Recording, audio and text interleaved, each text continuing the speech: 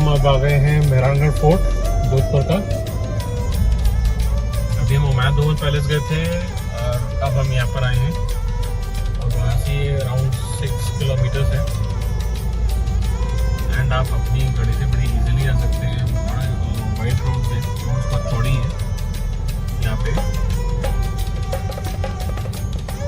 सामने आप देख सकते हैं फोर्ट, अभी 800 मीटर दिखा रहा है।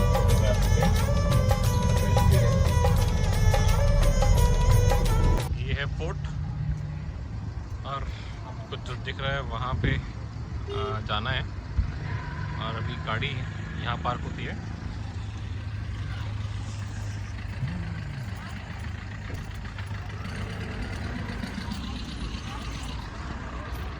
₹50 पार्किंग कॉस्ट है।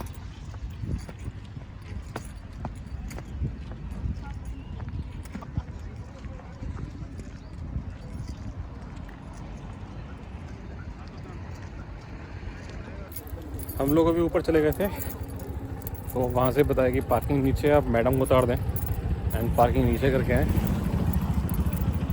बस अभी मैडम को उतार के फिर पार्किंग हम नीचे करने आए। मैंने नीचे आके पार्किंग की है और अभी वॉक करके जा रहा हूँ।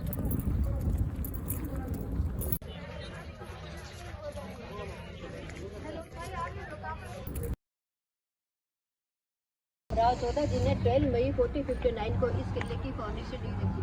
इस किले की लंबाई है 500 मीटर, इस किले की लंबाई है 250 मीटर, इस किले की चौड़ाई है और 80 फीट की ऊंचाई पर मेहरानगढ़ फोर्ट किला बनाया गया है। इसको अपन मई दर्द भी बोलते हैं, मई मोरनी भी बोलते हैं। चिंता लोगों को रीत सदा चली आए, प्राण जाए पर वचन न जाए, जो अपने प्राणों के वचनों के पक्के होते हैं।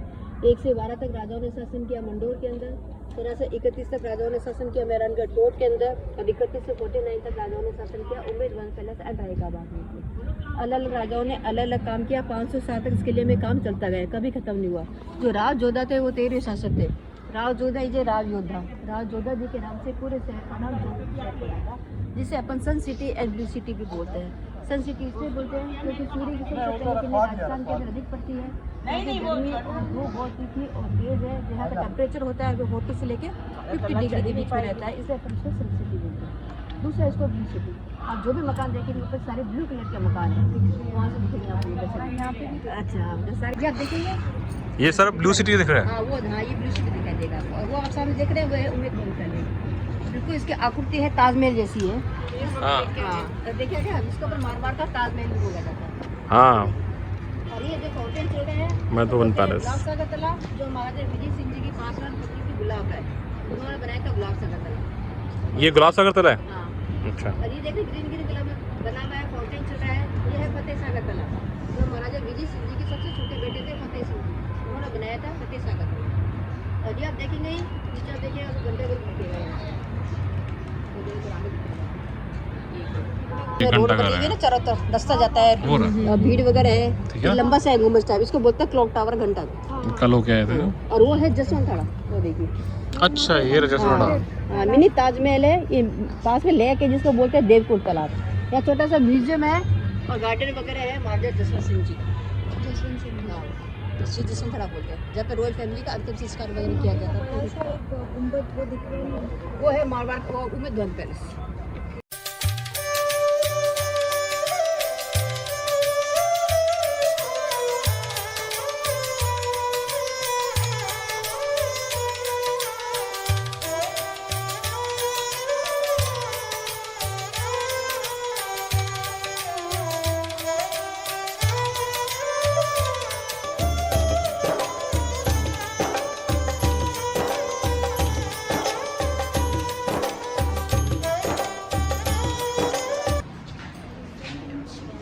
एलिफेंट सीट, ये सारी 18th सेंचुरी 19th सेंचुरी की है, जो एलिफेंट के बैक साइड में रखी जाती थी, हाथी के ऊपर रखे जाते थे।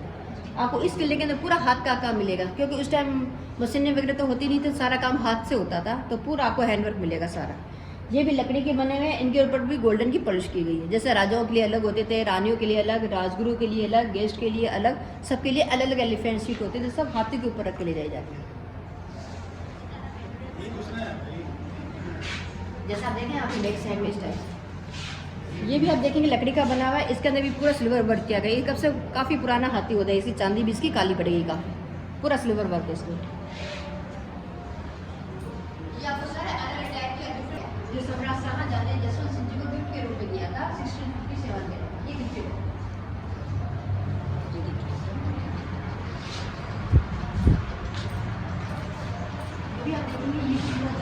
किया गया है, पूरा सिल्वर वर्क किया गया है इसके ऊपर। ये भी राजगुरु के लिए होता था, राजगुरु इसके अंदर बैठ के जाते थे। हाँ,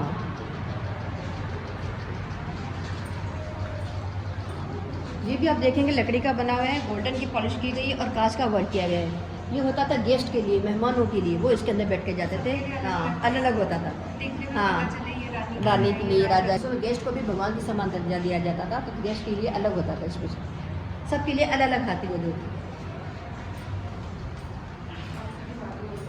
ये आप देखेंगे ये भी वुड का बना हुआ है और चांदी का वर्क किया है इसमें, और कॉफकारी से फूल पत्तियों का हाथ का वर्क पूरा है। ये कॉफकारी का काम पूरा। ये राजा के लिए होता था, राजा जो भी बॉडीगार्ड वगैरह होते थे वो इसको बैठते। आगे राजा बैठा थे, पीछे ये राजा महाराजा जब युद्ध करने जाते थे, सिपाही वगैरह होते तो वो इसके अंदर बैठ के जाते थे। ये भी पूरी लकड़ी का बना हुआ है।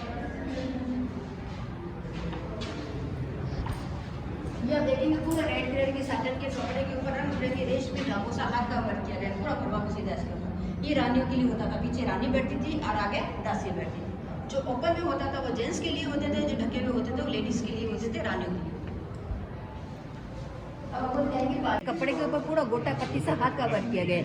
ये रानियों के लिए होता था, रानियां इसके अंदर बैठ के जाती, बाहर से कोई अंदर नहीं दे सकता था, अंदर से बाहर रानियां दे सकती थी इस नेट के अंदर। और ये एलिफेंट बने हुए, इनके ऊपर भी गोल्डन की पॉलिश की गई। इसको भी 4 दिन उठा के कंधे के ऊपर रख के साई पाल के ले जाई जाती है, जैसा इस फोटो में देखें। तो भगवान की मूर्तियाँ वगैरह रखने के लिए इसको काम में लिया जाता है। जैसे नवरात्रा फेस्टिवल होता था या गणगौर फेस्टिवल होता था, तो भगवान की मूर्तियाँ वगैरह ले जाई जाती है।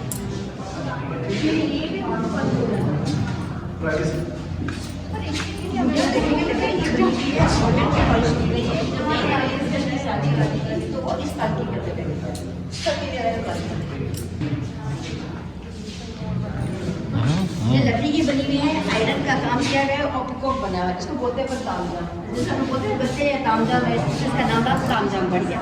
ये छोटे छोटे बच्चों के लिए होती थी, वो इसके अंदर बैठे जाते थे, राजकुमार। ये है तोरण, तोरण का सुना होगा आपने।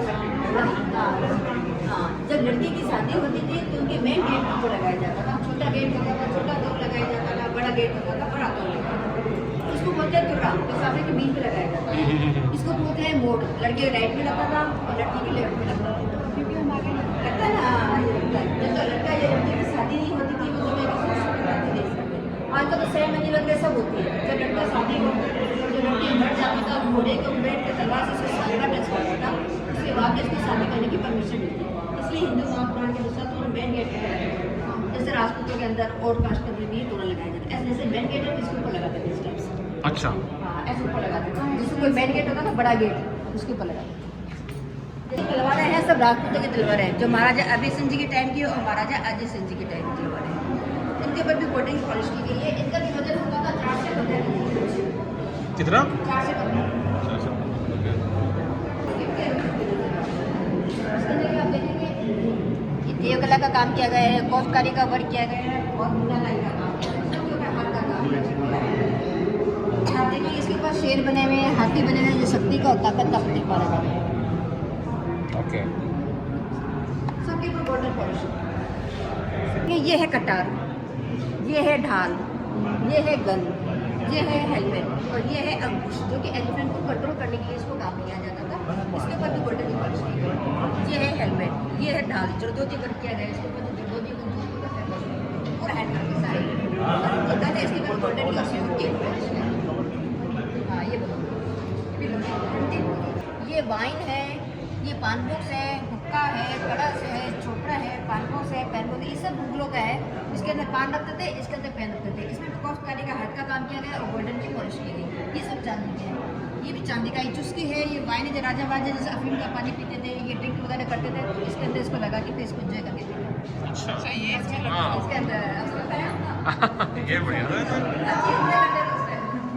अलग ही महाराजा वाले हम लोग करते पहले, मुझसे भी ज़्यादा करते। रानियों की ज्वेलरी बॉक्स हुआ करते थे, पूरी बैटरी बॉक्स हुआ करते थे। ये हैंडीक्राफ्ट आइटम है, जोधपुर का फेमस है पूरा। ये पूरी चंदन की लकड़ी से बनाया गया है पूरा। इसके अंदर देखिए पूरे रामायण का बताया गया है, एक एक चीज़ के अंदर पूरा हाथ का काम है। और ये साइड में भी ये बता रहे हैं आपको, ये आप देखेंगे मीराबाई का चित्र बनाया गया है, इसके अंदर हाथी दांत का वर्क किया गया है पूरा। और ये है मुग्धर लकड़ी के बने। उसने बनाने एक्सरसाइज करती थी, कसरत करती थी, जब उसको यूज लेते थे डब्बल्स, ऐसे एक्सरसाइज करने के लिए काम लेते थे। अच्छा, इनका भी वजन होता है 4 मतलब 5 से 10 केजी के बीच में। ये एक्सरसाइज करती थी। पूरे चांदी की एक एक वायर से बनाया गया, पूरा सिल्वर वायर से बनाया गया, पूरा हैंड के साथ, पूरा हैंड के साथ, पूरा हैंड से जो आपको पास आया है, जो आपका नगरी करके जो फेमस है, जो चांदी और पीतल की तरह से बनाया, पता नहीं कुछ होती है हर जगह से।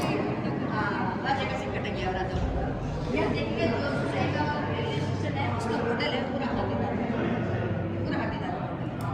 नीचे जाएंगे आप, उस गेट है उसका, गेट का लॉक और चाबी ऐसे लगाते थे मेन गेट के ऊपर। इसका भी वेट होता था 16 या 17 केजी के बीच। अच्छा, ये देखिए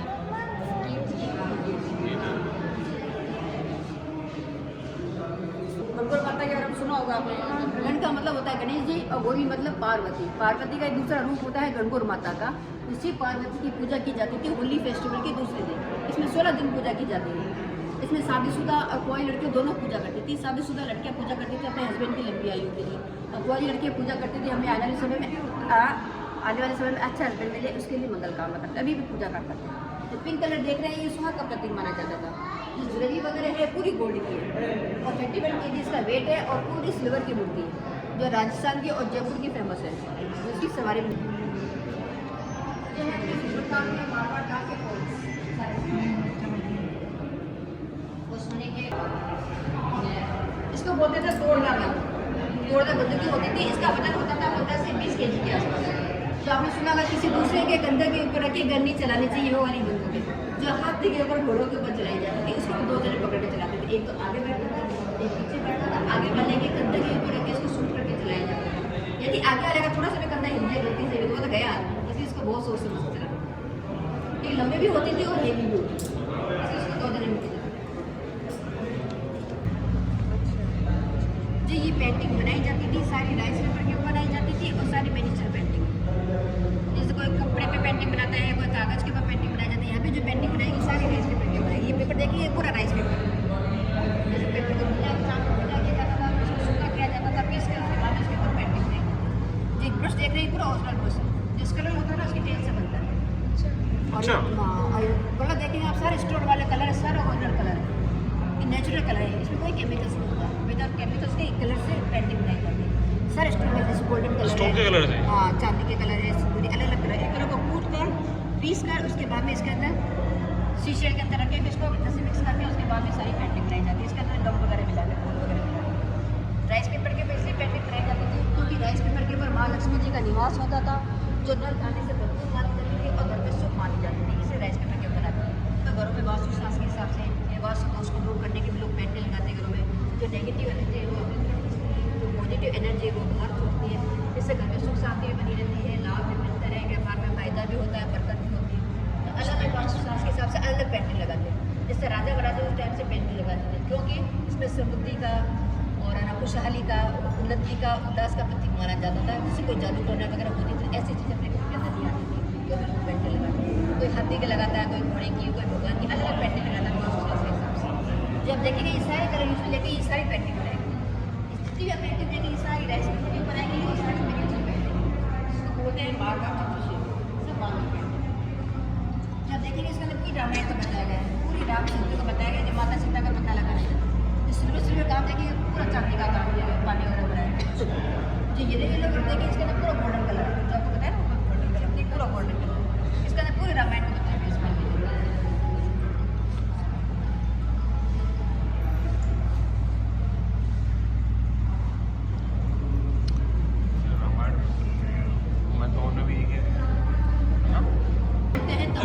टेंट, अच्छा, जो 18th सेंचुरी 19th सेंचुरी में जो राजा महाराजा युद्ध करने जाते थे या शिकार करने जाते थे तो टेंट डालते थे।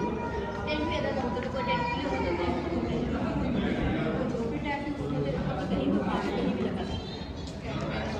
सब लोग देखेंगे जो देखेंगे के कपड़े के ऊपर पूरे रंग लेके रेशमी धागों से गोल्डन के तारों से बनाया। ये महाराजा अजय सिंह जी ने 1707 ईस्वी में इसको बनाया था। नीचे आप जो छत देख रहे हैं ये ओरिजिनल छत है, पुरानी छत है। इस छत को चेंज करके उसके बाद पूरी नई छत बनाई, पूरा नया काम किया गया पूरा बन। जो कांच वाले देखेंगे सारे बेजिंग ग्लास के कांच है, क्योंकि पहले बेजिंग ग्लास ही चलता था, उसी का काम मिलेगा, पूरे बेजिंग ग्लास के कांच। और दीवार को जो पेंटिंग देखेंगे सारे देवी देवताओं की फोटो है, जैसे ब्रह्मा, विष्णु, महेश, गणेश भगवान का फोटो, श्री कृष्ण भगवान का, सूर्य का चांद, सारे देवी देवताओं को। हाँ, जो पेंटिंग वगैरह देखेंगे सारी हाथ से बनाई गई पेंटिंग। इसमें कांच का काम सबसे अधिक बनने के कारण इस सेक्शन का नाम शीश महल पड़ी है। इसमें राजा महाराजा योगा करते थे या पूजा पाठ करते थे, जब उसको यूज लेते थे। तो ये वाला ऊपर से आगे जल दिया बस। हाँ, ये पूजा पाठ वगैरह करने के। ये आप सेक्शन देखेंगे, इसको बोलते हैं फूल महल, क्योंकि इसमें फूल पत्ते का काम सबसे अधिक है, पूरा फूल पत्ते से बना है। इसमें फूल महल बोलते हैं। तो महाराजा अभय सिंह जी ने 1729 ईस्वी में इसको बनाया। ऊपर आप सब देखेंगे लकड़ी की छत है, इसके ऊपर पूरी गोल्डन की पॉलिश है। सामने तख्त सिंह जी के 10 फीसद राजकुमार है। और इसके नीचे आप देखेंगे 36 राजा रानियों के चित्र बनाए हैं। और ये आप देखेंगे जो कि नाथ जमराज का फोटो आपको हर जगह मिलेगा, राजा महाराजा के बोल रहे हैं। और सारे कांच वगैरह देखिए, सारे बेल्ट ग्लास के कांच, सारे कलर के कांच है, जिसको बटन के नाम से पता है। और वो रानियों का राज्य में हुआ करता था, उसका स्तंभ हुआ करता था। कौन सा वाला ये? जो चील वगैरह बनी हुई। ओके। और इस शासन देख रहे हैं, यहाँ पे राजा का शासन हुआ करता था, यहाँ राजा बैठते थे, यहाँ उनकी मूर्ति वगैरह होते थे, वो बैठते थे।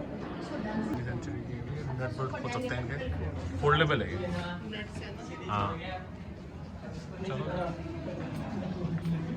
बना बना कुएं टाइप का, जो इंग्लिश मूवी बैटमैन की जो शूटिंग हुई थी पूरी इसी एरिया के अंदर हुई थी। किसकी?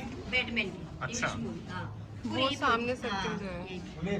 और इस सेक्शन के यहाँ पे जिप लाइन फ्लाइंग फॉक्स की फैसिलिटी इस पूरे 150 किलोमीटर के अंदर जिप लाइन भी होती है। तो ये यूज के अंदर हाथ जाते थे, तो ये भी चीज आगे को ऐसी होती है।